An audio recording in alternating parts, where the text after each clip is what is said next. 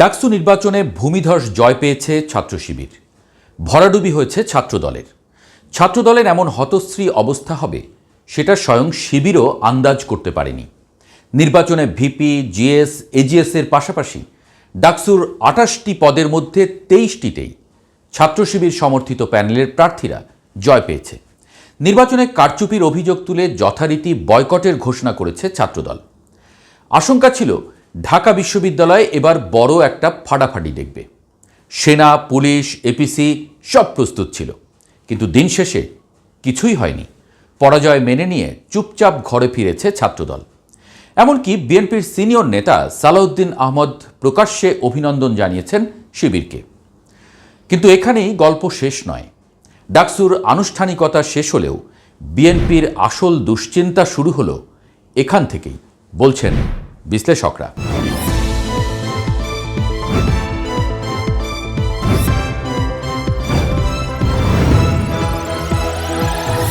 কারণ ডাকসুর প্রভাব কেবল ঢাকা বিশ্ববিদ্যালয়ের ভেতরেই সীমাবদ্ধ নয়, বরং এটি জাতীয় রাজনীতির লিটমাস টেস্ট। দেশের আনাচ কানাচ থেকে উঠে আসা মেধাবী তরুণরা এখানে অংশ নেয়, আর তাদের ভোটের ফলই ইঙ্গিত দেয় বাংলাদেশের রাজনীতি কোন দিকে বইছে। আর এই দিকটাই বিএনপিকে কাঁপিয়ে দিয়েছে। তলে তলে জল এতদূর গড়িয়েছে বিএনপি টেরই পায়নি। জামায়াত এখন ঘোষণা দিয়ে বলছে তারা জোট করবে, তবে বিএনপিকে বাদ দিয়েই। প্রথমে এমন কথায় মুচকি হাসা বিএনপি এখন ভেতরে ভেতরে হয়তো কাঁপছে, কারণ তারা বুঝতে পারছে জামায়াত আর আগের সেই কোণঠাসা দল নেই, বরং ডাকসুর ফল প্রমাণ করেছে তারা এখন জাতীয় রাজনীতির এক মহীরুহ। জাতীয় নির্বাচনে ডাকসুর মতো চিত্র ফুটে উঠলে বিএনপির সর্বনাশই নিশ্চিত। একসময় ভাবা হয়েছিল ক্ষমতায় ফেরা বিএনপির জন্য শুধু নির্বাচনের আনুষ্ঠানিকতাটাই বাকি, কিন্তু এখন হিসেব উল্টে যাচ্ছে। তারেক রহমানের দল হালকা হাওয়া পেলেও এবার আর এতটা নিশ্চিত থাকতে পারছে না। বিএনপির স্থায়ী কমিটির সদস্য মির্জা আব্বাস বলেছেন, ইলেকশনে বিএনপি হেরে গেছে এটা আপনারা বলতে পারেন, আমি বলতে পারি না। যে ঢাকা বিশ্ববিদ্যালয়ে জামায়াত ইসলামীর এত ভোট কোত্থেকে আসলো আমার তো হিসাবে মেলে না। আমি বলতে চাই না যে কারচুপি হয়েছে, আমি শুধু বলি দেশে একটা গভীর ষড়যন্ত্রের আভাস পাচ্ছি আমি। কারণ আমরা যখন বিভিন্ন দল একসাথে বসি তখন ইসলামী নেতারা বারবার বলেন, ভাই খেয়াল রাখেন আওয়ামী লীগ যাতে আর ক্ষমতায় আসতে না পারে, আওয়ামী লীগ আসলে সবাইকে কচুকাটা করবে। আমরা সেভাবেই চললাম, আর তলে তলে আওয়ামী লীগের সঙ্গে আঁতাত করে ছাত্রলীগের ভোট জামায়াত নিয়ে নিল। আব্বাসের কথায় যে অসহায়ত্ব ফুটে উঠেছে তা বিএনপির ভেতরকার ভয়ের প্রতিফলন। যদি সত্যিই আওয়ামী লীগ জামায়াত আঁতাত করে থাকে তাহলে জাতীয় নির্বাচন বিএনপির জন্য অগ্নিপরীক্ষাই বটে।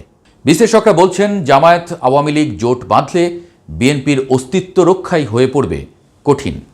প্রতিষ্ঠার ৪৮ বছর পর ডাকসু নির্বাচনে ছাত্র শিবিরের নিরঙ্কুশ জয় জামায়াতে ইসলামীর নেতাদের আত্মবিশ্বাস আকাশচুম্বী করেছে। দলটির নেতারা বলছেন প্রতিদ্বন্দ্বীদের সঙ্গে এত ভোটের ব্যবধান, বিশেষ করে নারী শিক্ষার্থীদের ভোট পাওয়া তাদের প্রত্যাশারও বাইরে ছিল।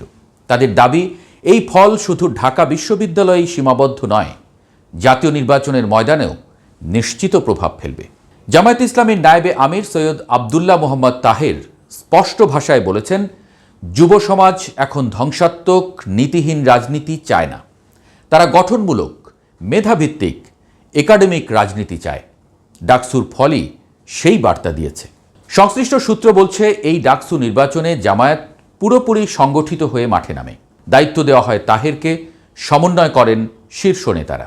ভোটের দিন সকাল থেকে রাতভর পুরানা পল্টনের কার্যালয়ে বসেই নির্বাচন পর্যবেক্ষণ করেন মিয়া গোলাম পরোয়ার সহ কেন্দ্রীয় নেতৃত্ব। বাংলাদেশের কমিউনিস্ট পার্টির নেতা রুহিন হোসেন প্রিন্স নির্বাচনে প্রশাসনিক কারসাজির অভিযোগ তুললেও শিক্ষার্থীদের রায় মেনে নিয়েছেন। তার ভাষায়, গণ অভ্যুত্থান উত্তর তরুণ প্রজন্ম কি ভাবছে, কোন পথে হাঁটছে সেটা আমাদের বুঝতে হবে। নাগরিক ঐক্যের মাহমুদুর রহমান মান্নাও বলেছেন, ফল মেনে নেওয়া ছাড়া উপায় নেই, এটাই নতুন প্রজন্মের সিদ্ধান্ত। এই ভোটে জেনজি প্রজন্মের চিন্তা স্পষ্ট হয়েছে। তারা পুরনো রাজাকার গালি রাজনীতি শুনতে চায় না, তারা চায় গঠনমূলক পথ, নতুন ধারার রাজনীতি। রাজনৈতিক বিশ্লেষকদের মতে শিবিরের জয় অনেকটা প্রতিক্রিয়ারই ফল। আওয়ামী লীগ দীর্ঘদিন ধরে জামায়াত শিবিরকে নিষিদ্ধ ও কোণঠাসা করে রেখেছিল, কিন্তু এই সময়েই তারা গোপনে সংগঠন শক্তিশালী করেছে, এমনকি ছাত্রলীগ সাজার কৌশলও নিয়েছিল। আজকের জয় সেই গোপন প্রস্তুতির ফলাফল। খেলাফত মজলিসের আমির মামুনুল হক বলেছেন, ছাত্রদল ভুল করেছে, তারা মুক্তিযুদ্ধের পুরনো বুলি নিয়ে হাজির হয়েছিল, অথচ এই প্রজন্ম রাজাকার গালি শুনতে চায় না।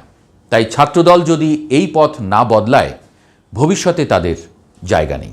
বিএনপির স্থায়ী কমিটির সদস্য গয়েশ্বরচন্দ্র রায়ও স্বীকার করেছেন, এই নির্বাচনে নিজেদের আত্মবিশ্বাস যাচাইয়ের সুযোগ হলো, আর সামনে পথ চলায় সতর্ক হওয়ার দরকার আছে।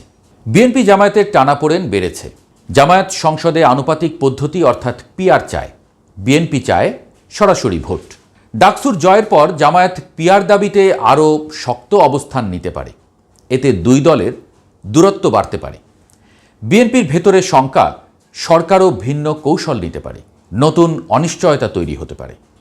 যদিও সালাউদ্দিন আহমদ প্রকাশ্যে বলছেন, ডাকসুর প্রভাব জাতীয় রাজনীতিতে পড়বে না। গণতন্ত্র মঞ্চ বা বিএনপির অন্য মিত্ররাও একই সুরে কথা বলছেন। অন্যদিকে ইসলামপন্থী দলগুলো বলছে, ডাকসুতে শিক্ষার্থীরা পুরনো দখল চাঁদাবাজি রাজনীতি প্রত্যাখ্যান করেছে।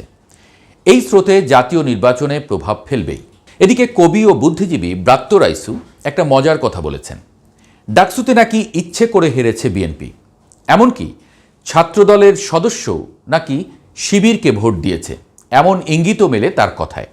ব্রাত্য রাইসুর যুক্তি হল, বিএনপি আসলে জামায়াতের আত্মবিশ্বাসটাকে আরও উঁচুতে তুলতে চায়, যাতে ফেব্রুয়ারির নির্বাচনে কোনো ধরনের প্রশ্ন ছাড়াই অংশ নেয় জামায়াত, আর ভোটে জিতে মসনদে বসতে পারে বিএনপি। যা হোক, রাজনীতিতে শেষ বলতে কিছু নেই। সামনের কয়টা মাস এমন অনেক কিছু ঘটবে যা হয়তো কল্পনাও করতে পারেননি কেউ।